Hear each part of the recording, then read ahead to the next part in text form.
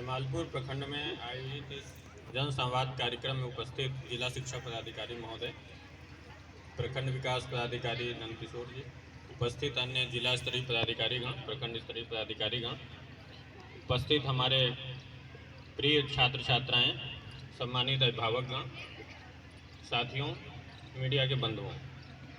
देखिए, सर्वप्रथम तो हम धन्यवाद देना चाहेंगे हमारी पूरे शिक्षा विभाग की टीम को और प्रखंड के पदाधिकारियों को, जिन्होंने बहुत ही कम समय में शिक्षा संवाद के इस कार्यक्रम का आयोजन किया। हमारे पूर्व के वक्ताओं ने आपको शिक्षा विभाग की जितनी भी महत्वपूर्ण योजनाएं हैं उनके विषय में संक्षेप में बताया है। क्योंकि यहाँ पर अभिभावकगण भी उपस्थित हैं, तो मैं आप लोगों को जरूर कहना चाहूँगा कि पिछले 5-6 सालों में बिहार सरकार ने विभिन्न विभागों में बहुत सी नई नई योजनाएं प्रारंभ की, परंतु जानकारी के अभाव में हम लोग उनका लाभ नहीं ले पाते। अगर आज से हम लोग 10 साल पहले देखें तो मुख्यतः जो योजनाएं होती थी आवास से संबंधित, स्वच्छता से संबंधित, इंफ्रास्ट्रक्चर के निर्माण से संबंधित, पेयजल से संबंधित, परंतु अब शिक्षा विभाग में भी ढेर सारी योजनाएं लागू कर दी गई। इसलिए हम सभी अभिभावकों की भी ये जिम्मेदारी बनती है कि आप लोग इन योजनाओं के बारे में जानकारी प्राप्त करें और इसका लाभ जितने भी आपके पुत्र पुत्रियां पढ़ रहे हैं उनको इसका लाभ जरूर दिलाएं। तो विभिन्न योजनाओं के बारे में बताया गया है। पहले थोड़ा हम पढ़ाई पर भी चर्चा करना चाहेंगे, फिर योजनाओं में जो कुछ छूट गई हैं उनके बारे में मैं बताऊंगा आप लोगों को। बोर्ड की परीक्षाएं भी आप लोगों की नज़दीक हैं और छात्र छात्राएं भी हैं यहाँ पर। देखिए, पढ़ाई में कुछ चीज़ों को आप लोगों को ध्यान रखना होगा। देखिए, 24 घंटे समय सभी को मिलता है। जो बच्चा परीक्षा में टॉप करता है उसको भी 24 घंटे हैं, और जो बेचारा दुर्भाग्यवश अनुत्तीर्ण होता है उसको भी 24 घंटे हैं। केवल उसी 24 घंटे का सदुपयोग करने से रिजल्ट में अंतर आ जाता है। तो इसके लिए आवश्यक है कि आप लोग एक टाइम टेबल बनाइए कि हमें इस 24 घंटे का कैसे सदुपयोग करना है। आप विद्यालय आते हैं, विद्यालय अवधि की पढ़ाई के उपरांत आप घर में पढ़ते हैं, किस विषय को आपको कितने घंटे पढ़ना है, जितना समय आपको अवेलेबल है साल भर में, तो किस माह में किस सब्जेक्ट में कितने चैप्टर तक आपको पढ़ लेना है, इसको बनाना और फिर उसको पालन करना। जो भी आपने टारगेट बनाया है तो उस महीने में उस लक्ष्य को पहुंच जाना। इसके बाद रिवीजन। जब सारी पढ़ाई आप कर लेते हैं तो आप रिवीजन कैसे करें। कई बार आप परीक्षा हाल में जाते हैं तो आपने ज़रूर अनुभव किया होगा कि हाँ, इस सब्जेक्ट को हमने कभी पढ़ा था लेकिन अभी याद नहीं आ रहा है। तो कहीं ना कहीं ये रिवीजन की कमी को दर्शाता है।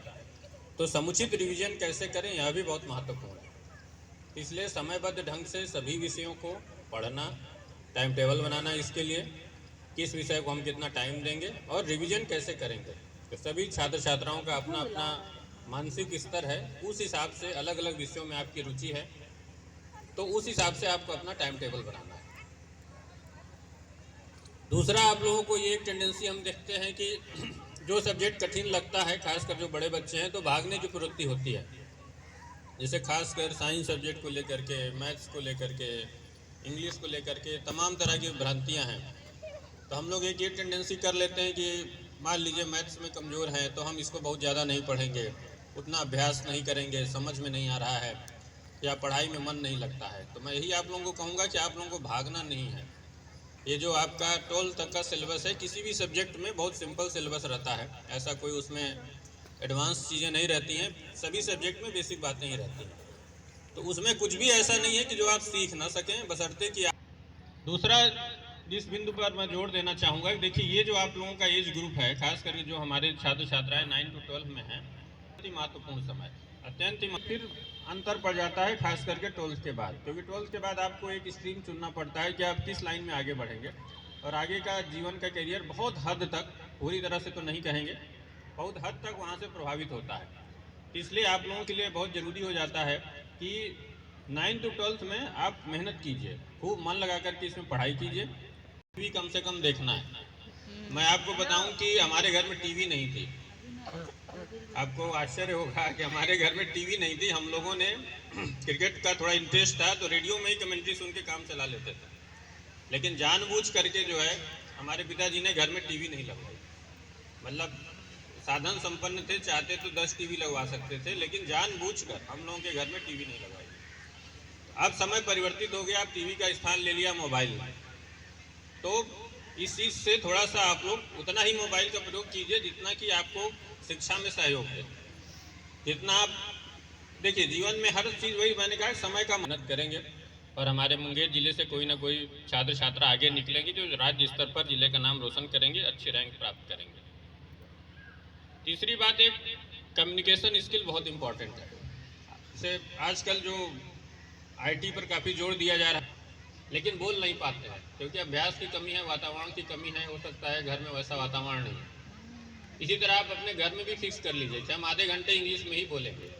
3 महीने बाद आप खुद देखेंगे कि आप में बहुत ज़्यादा इम्प्रूवमेंट आ गया। आप प्रैक्टिस आप लोग जरूर कीजिए। तो ये 3-4 महत्वपूर्ण बातें मैंने बताई जो सीधे तौर पर आपके शिक्षा से संबंधित हैं।